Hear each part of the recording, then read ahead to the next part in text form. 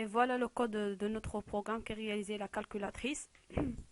Name projet calculatrice, il a indiqué le nom de programme, projet calculatrice. Puis TC macro, ça veut dire le nom de macro. Elle appelle PTC.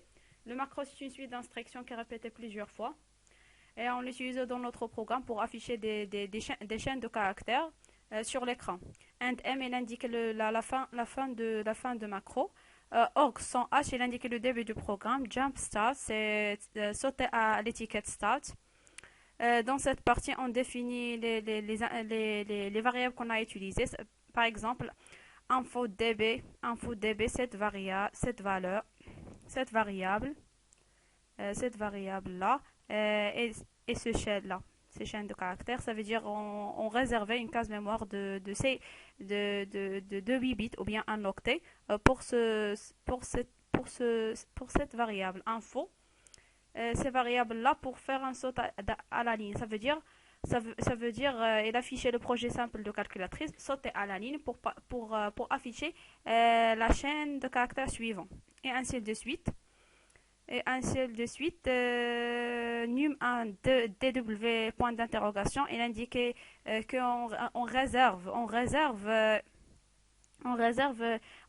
une case mémoire de 16 bits pour ce variable, pour stocker n'importe quel nombre, soit positif, soit négatif. Et voilà l'étiquette start. Dans cette étiquette, elle permet d'afficher l'entête de notre programme lors de l'exécution. Lors de l'exécution, par exemple, move dx l'offset info. Ça veut dire on met la variable info dans le registre dx, puis on utilise le mode d'affichage ou bien le fonction 9 de BIOS int 21h pour appel à la fonction ou bien le mode d'affiche qu'on a utilisé pour afficher le contenu de cette variable, de ce variable. Et la même chose pour toutes les autres variables qui contiennent des chaînes de caractères. Et par la suite, on a l'IADX var1, ça veut dire on met la variable var1 dans le registre DX, puis on l'affiche à travers le mode d'affichage 09 qui permet d'afficher les caractères. Après, on l'appelle la procédure scanNum. Puis on stocke le premier nombre dans le registre CX et on appelle la procédure WRLN qui permet de faire une saute à la ligne, ça veut dire passer à une nouvelle ligne. On met la variable VROP qui contient l'opérateur dans le registre DX, puis on l'affiche. Puis on l'appelle la procédure WRLN qui permet de, comme j'ai dit tout à l'heure, passer à la ligne ou bien passer à une nouvelle ligne. On fait une comparaison entre la variable opère et la lettre Q. Si et sans égaux saute à l'étiquette exit. Ou bien si l'opère 1 égale la lettre C, ça veut dire le carré, sauter à l'étiquette puissance. Par la suite, on affiche le deuxième variable qui contient les chaînes de caractères entre le deuxième nombre et puis l'afficher. On utilise le mode d'affichage 09 de l'interruption 21. Et puis on fait l'appel à la procédure scanNum. Et ainsi de suite. Après, on enregistre le deuxième nombre dans le registre CX. On affiche la variable message 4 à travers l'interruption 21. Et puis on compare si la variable opère avec le caractère plus, avec le caractère moins, avec le caractère fois, avec le caractère divisé. Si elles sont égaux, on passe à l'opération, soit l'addition, soit la soustraction, soit la multiplication et soit la division. On passe maintenant à l'étiquette exit. qui permet d'afficher le message 5 qui contient merci d'utiliser la calculatrice. Ce variable, on l'enregistre dans DX, puis on l'affiche en utilisant le mode d'affichage 09 de l'interruption 21H. Puis on utilise l'interruption 16H qui permet de connaître le code de la touche ce qu'on appelle le scan code. Scan code, on utilise le mode, le mode 0. On le met la valeur 0 dans le AH, c'est-à-dire cet registre AH qui permet d'indiquer le code de balayage des touches de clavier. Ça veut dire lorsqu'on tape une touche entrée, on sort de programme, le reste qui indique la fin du programme. Et l'étiquette addition, est l'étiquette qui permet d'additionner dans le nombre qui permet d'additionner la variable num1 avec la variable num2, puis on l'appelle la procédure point_num. Et jump repeat, ça veut dire sauter à l'étiquette repeat. Soustraction, elle permet de soustraire le nombre num2 de num1 et appelle la fonction num2, et la même chose pour la multiplication. L'étiquette division qui permet de diviser la variable num1 sur num2.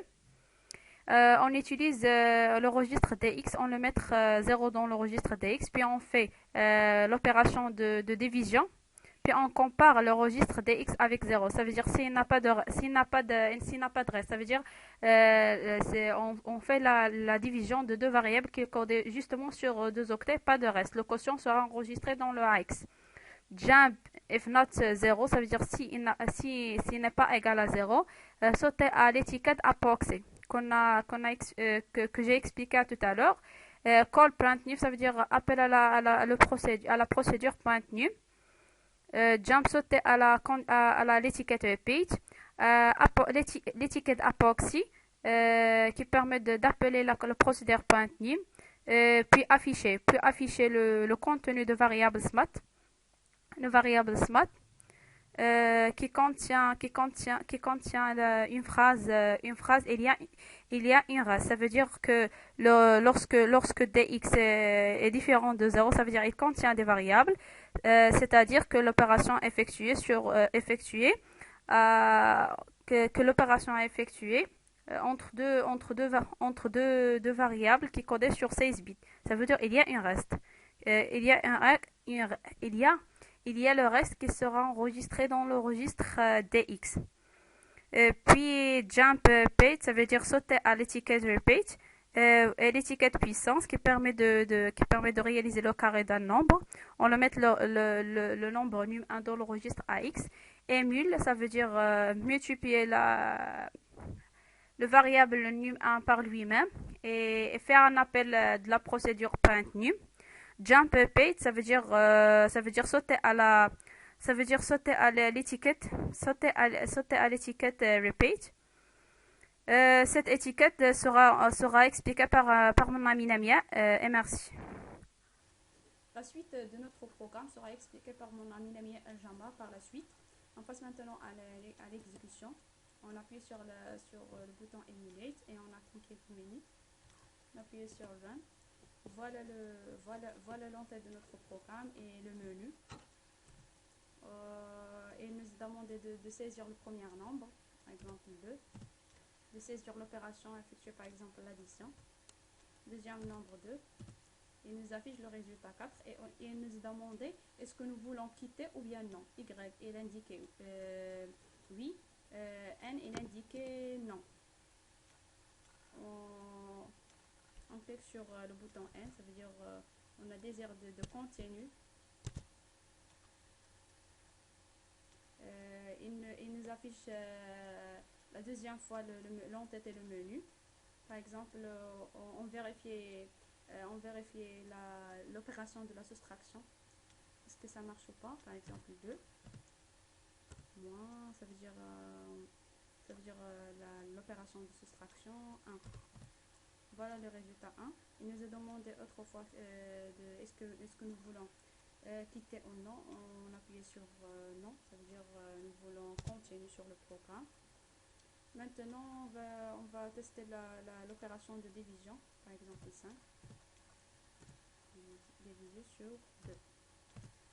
Le résultat est 2 et quelque chose de reste. Ça veut dire il y a le reste. Il y a le reste. On appuie sur 1. On teste l'opération carré. 2, C.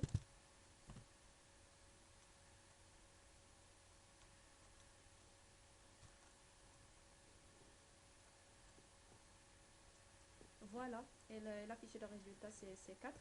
Et il nous a demandé merci d'utiliser le calculatrice parce qu'on appuie sur le bouton Y. Et merci.